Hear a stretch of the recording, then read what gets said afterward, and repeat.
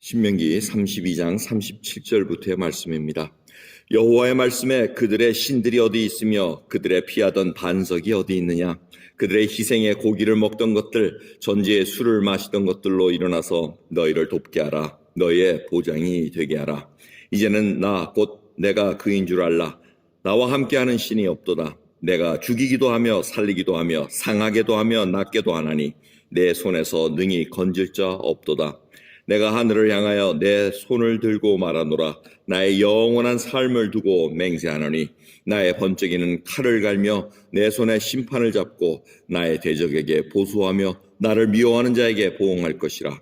나의 화살로 피에 취하게 하고 나의 칼로 그 고기를 삼키게 하리니 곧 피살자와 포로된 자의 피요 대적의 장관의 머리로다 하시도다. 너희 열방은 주의 백성과 즐거워하라. 주께서 그 종들의 피를 갚으사 그 대적에게 보수하시고 자기 땅과 백성을 위하여 속죄하시리로다.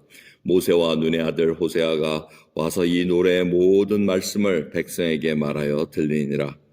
모세가 이 모든 말씀을 온 이스라엘에게 말하기를 마치고 그들에게 이르되 내가 오늘날 너에게 증거한 모든 말을 너희 마음에 두고 너희 자녀에게 명하여 이 율법의 모든 말씀을 지켜 행하게 하라. 이는 너에게 허사가 아니라 너희의 생명이니 이 일로 인하여 너희가 요단을 건너 얻을 땅에서 너희의 날이 장구하리라. 당일에 여호와께서 모세에게 일러 가라사대 너는 여리고 맞은편 모압 땅에 있는 아바림 산에 올라 느보산에 이르러 내가 이스라엘 자손에게 기업으로 주는 가나안 땅을 바라보라. 내 형 아론이 호르산에서 죽어 그 조상에게로 돌아간 것 같이 너도 올라가는 이 산에서 죽어 내 조상에게로 돌아가리니 이는 너희가 신 광야 가데스의 무리바 물가에서 이스라엘 자손 중 내게 범죄하여 나의 거룩함을 이스라엘 자손 중에서 나타내지 아니한 영고라. 내가 이스라엘 자손에게 주는 땅을 내가 바라보기는 하려니와 그리로 들어가지는 못하리라 하시니라. 아멘. 이제 32장, 신명기 32장의 그 노래가 이제 마칩니다. 이 노래의 그 결론은 뭐였습니까? 모든 것을 심판하시는 것은 하나님이시라는 겁니다. 이스라엘 백성들이 하나님 아닌 다른 신을 섬겼을 때 하나님께서 챌린지를 합니다. 네가 섬기던 그 우상들에게 도움이 오는가? 봐라. 그 희생의 고기를 먹던 것, 그 전제의 술을 마시던 것, 그것이 도와줄 수 있느냐? 그것이 보장이 되냐? 보장이 된다는 것은 shelter, hidden place, 숨을 장소가 되느냐? 이제 그런 보호받을 수 있는 장소가 되느냐? 이제 그렇게 얘기를 하고 계시는 겁니다.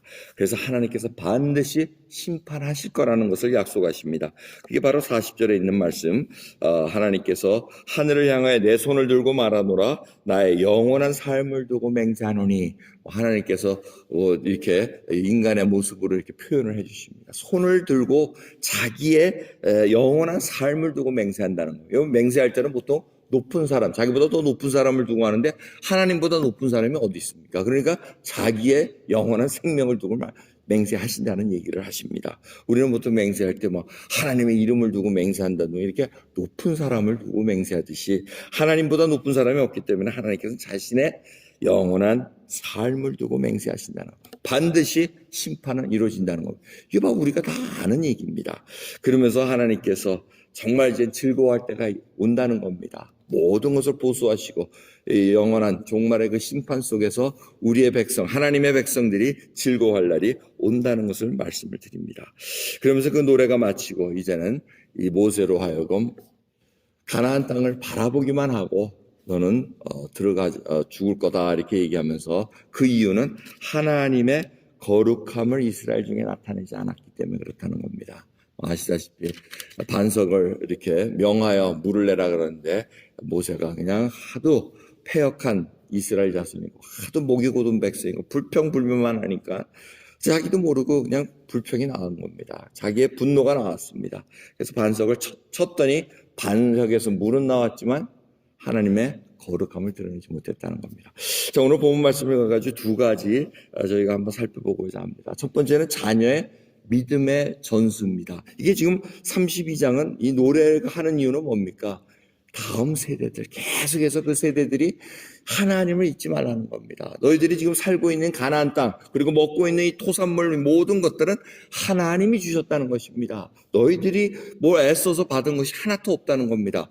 애굽에서 종으로 된 그 종들을 다 하나님께서 광야에서 훈련시켜가지고 약속한 땅으로 집어넣어서 그걸 지금 누리게 하셨다는 것을 잊지 말라는 겁니다. 그런데 잊더라도 하나님 다시 돌아오라는 겁니다. 하나님께 돌아오면 하나님께서 살려주신다는 것을 얘기하는데, 이 믿음의 자손들이 쭉 그것을 붙잡고 나가야 되는데, 이 믿음의 자손들이 나오기가 쉽습니까? 어렵습니다. 여러분, 자기 자식 믿음 지키기, 믿음 세우기 참 어렵다는 거 여러분 우리가 뼈저리게 깨달을 수밖에 없어요. 왜 그러냐? 그게 우리가 말로 해서 될 것 같으면 다 됐죠. 안 된다는 겁니다. 여러분, 저희 부모님 세대라든가 이 조부 세대 이렇게 보면 어떻게 됩니까? 다 자녀들을 어떻게 키우려고 그랬습니까? 저희들도 그렇게 교육을 받았습니다. 너무 먹고 살기가 힘들어서, 그리고 배운 것이 없어서 먹고 그 다음에 배우기만 하면은 다 되는 걸로 알고 살아왔던 세대가 저희 윗세대입니다. 근데 자식들을 키워놨더니 뭐라 그럽니까? 자녀들이 뭐라? 아이고, 부모들이 우리에게 해준 게 뭐 있습니까? 이렇게 나옵니다. 그 부모들이 하는 말이 뭡니까? 야, 밥 먹여주고 공부시켜주지 않았냐? 이렇게 얘기합니다. 그런데 그렇게 한들 해결이 됩니까? 안 됩니다. 왜? 인생이 사람의 영혼의 문제가 먹고 배우는 데 만족이 됩니까? 해결이 안 된다는 겁니다. 그걸 지금 성경에서는 그냥 창세기부터 그냥 줄창 저희들에게 알려주고 있습니다. 인간은 생각하는 것마다 다 죄악이요, 다 하나님을 배반하고자 하는 것입니다. 이 영혼의 갈등을 해결할 방법이 없다는 겁니다. 근데 예수 그리스도를 만남으로 말미암아 그것이 해결되는데, 그것을 진정으로 부모 세대가 해결되고 그 다음에 저희들이 해결되고 하나하나가 해결됐는가? 거기에 따라서 믿음의 자손들이 점점 믿음을 갖고 살아가느냐 아니냐에 달려 있습니다. 여러분, 이 믿음을 우리 세대에서 정말 잘 하나님 앞에 하나님만을 공경하고 정말 목숨을 다하고 성품을 다하고 사랑한다는 것을 우리가 정말 보여주고 있느냐? 자녀들은 정말 흘러가고 있습니다. 이 미국 땅에 와가지고 지금 자녀들을 다 키우고 살아가는 저희들입니다. 그 자녀들이 생각이 뭘 하고 생각하는지 아십니까? 이들이 정말 뭘 목말라 하고 하는지 아십니까? 뭐 신앙이 주입적으로 강압적으로 뭐 한다 그래서 되는 거 아니라는 걸 아실 겁니다. 정말 진리의 말씀, 예수 그리스도가 그 영혼에 파고들 때 내가 하나님 앞에 얼마나 패역한 영혼이고 하나님을 모르고 살았던가, 이것이 자기 영혼을 탁 때릴 때는 이거는 누가 말하지 않아도 하나님께 꿇어 엎드리게 되어 있습니다. 하나님 그때를 기다리고 계십니다. 그때를 위해서 계속해서 이끌어 가시고 저희들을 도구로 사용하십니다. 모세가 거기에 실패했다는 겁니다.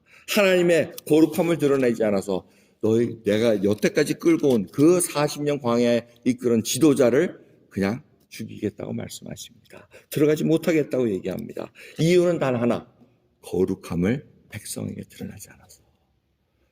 여러분, 저희들이 이 말씀에 정말 도전받아야 됩니다.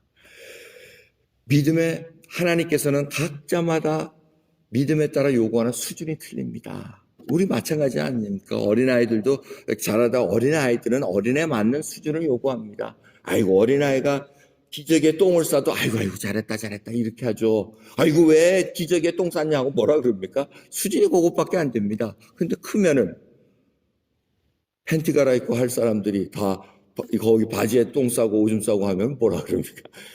잘했다 하겠습니까? 아니죠. 거기에 맞는 수준이 있다는 겁니다. 하나님께서는 그 수준을, 모세의 수준 잘 알고 있다는, 그 신앙의 경지, 지난주 말씀해 드렸던 다윗이 그 신앙의 경지를 다 알고 있었다는 겁니다. 내가 하나님을 떠나서는, 하나님 앞에서는 철저하게 죄인이로구나, 죄를 아주 휘감고 내가 태어났구나, 이것을 철저히 깨달았다는 겁니다. 자기가 왕으로서 얼마든지 권세 부리고 유세 부리고 사람 죽이고 여자를 취해도 아무 죄악이 없는 걸로 알고 있었는데 그 생각조차가 다 죄악 덩어리였다는 겁니다. 여러분, 그런 마음으로 하나님 앞에 있을 때 그 속에서 진정한 하나님의 거룩함을 드러내기를 원한다는 겁니다. 히브리서 12장 14절의 말씀, 정말 화평함과 거룩함을 쫓으라고 얘기합니다. 이것 없이는 주를 볼 자가 없느니라고 얘기합니다. 화평케 하는 자는 복이 있나니 그들이 하나님의 이름에 일컬 거라고 얘기합니다. 하나님의 자녀라고 일컬음을 받을 것이라고 얘기합니다. 이 화평함, 지금 이 세상은 이 화평이 없어서, 평화가 없어서 어지럽게 돌아갑니다. 여러분, 가정은 화평하십니까? 예수 그리스도 안에 진정한 평화가 있습니까? 부부 간에, 자녀 간에, 또 직장은 평화스럽습니까?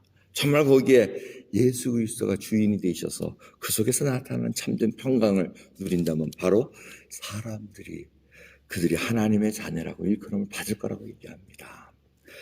그런 주님께서 오늘도 저희들에게 요구하는 수준이 있습니다. 여러분들이 매일같이 나를 부인하며 나의 십자가를 지고 간다는 것, 그리고 신앙의 경지에 이른다는 것, 여러분 한번 깊이 생각해 보시기 바랍니다. 지난주의 말씀이 정말 어느 정도 나의 영혼을 흔들었는가? 아니면 그 얘기는 그 얘기고 내가 필요한 거 빨리 하나님 내놓으세요. 그게 이스라엘 백성들이 원했던 그 수준이었습니다. 힘이 들면 빨리 도와주세요. 뭐 하면 아프면 빨리 고쳐주세요. 뭐 하는 이런 것이 아니라 그 속에서 하나님 역사하시고 하나님 앞에 모든 것을 맡기고 이제는 주님 정말 흔들리지 않는 요동치 않는 믿음의 사람으로 서기를 원합니다. 주여 이 상황을 제가 알 수 없습니다. 하지만 믿음의 눈으로 볼 수 있는 믿음을 주시옵소서. 이 간구하는 이 영혼의 깊은 그 소망이 바로 하나님의 사람으로 만들어갑니다. 저는 우리 뉴라이프 한인교회 성도님들 한 분 한 분이 정말 하나님 앞에 신앙의 경지를 이룬 사람들로 서기를 간절히 소원합니다. 말씀만 듣고 가는 것이 아니라 정말 그 말씀의 영혼을 파고들어 나의 모든 심령을 다 까부시면서 주 앞에 꼬꾸라지기를 원합니다. 방법은 그것밖에 없습니다. 하나님 앞에 내가 꿇어 엎드려 정말 주님 나는 죄인으로소이다. 죄악을 칭칭 감고 태어난 저를 주님 구원해 주셨다니 이 은혜가 얼마나 큰지요. 그 고백으로 시작하면은 분명한 하나님의 요구하시는 수준으로 갈 수 있는 믿음의 사람이 되신다는 것을 잊지 마시기를 예수 그리스도 이름으로 축원합니다. 기도하겠습니다. 하나님 감사합니다. 처음으로 신명기의 이 긴 스토리, 이 이야기를 저희들이 묵상하면서 정말 지난달과 이번 달을 지내고 있습니다. 주님, 정말 믿음이 무엇인지, 하나님께서 요구하시는 것이 무엇인지, 하나님만을 믿고 목숨을 다하고 성품을 다하여 사랑한다는 것이 무엇인지 정말 다시 한번 점검받고 나가기를 원합니다. 주여 이 어려운 시기를 저희들이 지나가고 있는데 정말 믿음이 무엇이고 하나님 예수 그리스도를 믿고 살아가는 그 믿음이 무엇인지 정말 잘 깨닫고 나가는 저희들 되기를 원하고 이 믿음을 정말 다음 세대에 정말 가감 없이 정말 가식 없이 말로만 드리는 것이 아니라 정말 모든 것을 다해 보일 수 있고 하나님의 거룩함과 화평함을 드러낼 수 있는 저희들 될 수 있도록 은혜 베풀어 주시옵소서. 감사드리며 우리 주 예수 그리스도의 이름으로 기도드렸나이다. 아멘.